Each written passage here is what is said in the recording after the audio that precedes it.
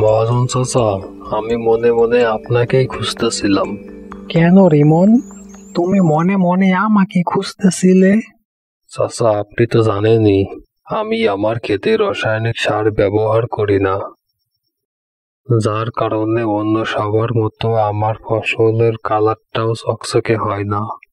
এই কারণেই অন্য অন্য মহাজনরা আমার ফসল কিনতে চায় না।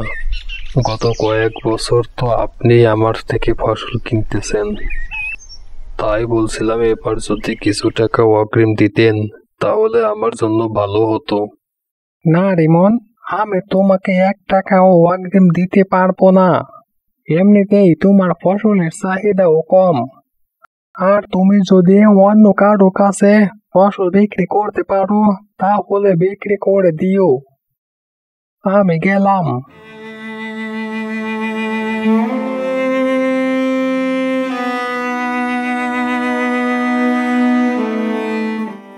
আমার উৎপাদিত ফসলের চাহিদা বলে কম।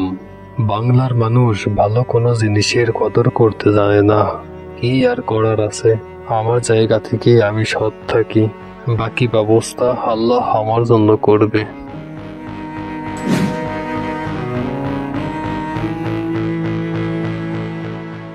এই রিমন, রিমন, এদিকে এসো তো, শুনে যাও, কিছু কথা আছে তোমার সাথে। হ্যাঁ চাচা, আসতাছি।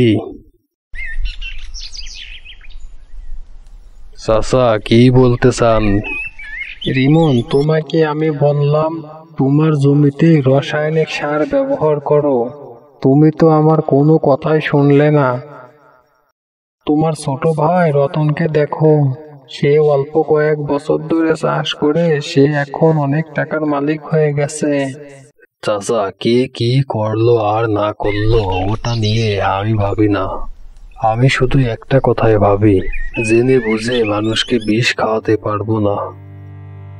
চাচা, আপনি কি আমাকে অন্য কোনো কথা বলবেন? না রিমন, তোমাকে এই কথা বলার জন্য ডাকছিলাম। আচ্ছা চাচা, আমি গেলাম তাহলে।